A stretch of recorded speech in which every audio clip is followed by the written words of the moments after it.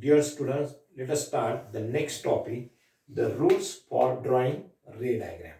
Rules for drawing ray diagram. Now, before going to see what are the rules used for drawing ray diagram, let us try to understand the concept that we are learned in the 9th standard, what is mean by ray diagram. Now, when we are going to consider the definition of ray diagram is a specialized pictorial representation which is used to trace the path of ray of light. Now see, what is meant by ray diagram? Ray diagram is nothing but it is a pictorial representation of which is used to trace the path of a ray of light. This is the definition of ray diagram. Now there are three laws by which we can study, we can draw a ray diagram for a convex lens. Now the first rule is when we consider this first diagram, here we find that there is a convex ray, incident ray and refracted ray. Now the first rule is that when the incident ray is parallel to the principal axis, after refraction it passes through the focus. Now when we observe carefully this diagram, here incident ray is parallel to the principal axis. After refraction it passes through the principal focus. Now second rule is that when the incident ray is passing through the focus, after refraction it is parallel to the principal axis. Once again I am going to repeat second rule. When the incident ray is passing through focus, after refraction it is parallel to the principal axis. And third rule for drawing ray diagram is that when incident ray is passing through optical center of a ray, it cannot changes its path.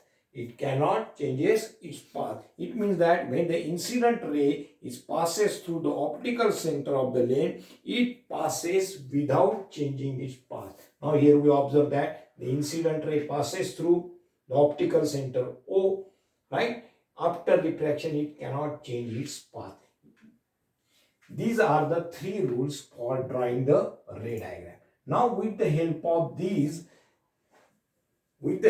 these three rules, we are going to see how we can draw the images formed by a convex lens for different position of the object. Now, for that purpose, we are going to understand the table which is given on your page number 83. Now in page number 83 we find that in this table there are four columns. The first one is position of object, second one is the position of the image, third one is the size of the image, and fourth one is the nature of the image.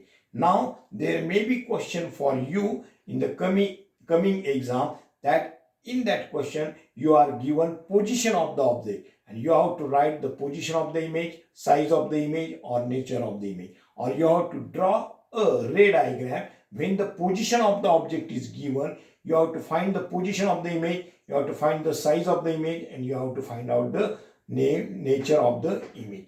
Now here we are going to see some diagrams which are based on these 6 position of the object. Now here we are going to consider the first, when the object is placed at infinity, at that time image is produced at focus f2. Now see this diagram. Here the incident ray object is placed at infinity, so here there is no object is shown because it is placed at infinity, but after refraction the image is formed at the focus f2. Now second, when the object is placed beyond 2f1, now this distance is f1, same distance f1 to f1, 2f1, object beyond 2f1, we find that image is formed between f2 and 2f1.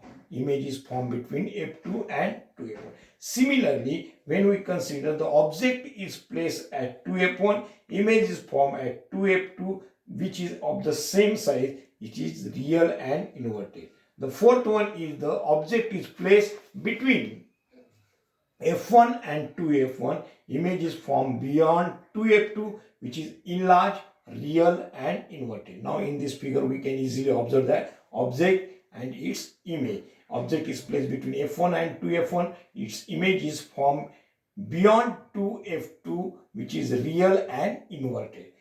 Fifth one is object is at focus F1, image is infinity, which is highly enlarged, real and inverted. When object is placed at F1, we find that the image is formed at infinity, which is highly enlarged. Now from this diagram we can easily observe this. Now when the object is placed between F1 and O, that is optical center and F1, image is formed on the same side, which is enlarged, virtual and erect. Now in this position we find that here in all the 5 steps we find that the image is real and inverted. But here the image is enlarged, virtual and erect. These are the 6 diagram images formed by convex lenses for different position of the object. Now let us try to draw one ray diagram with the help of this chart.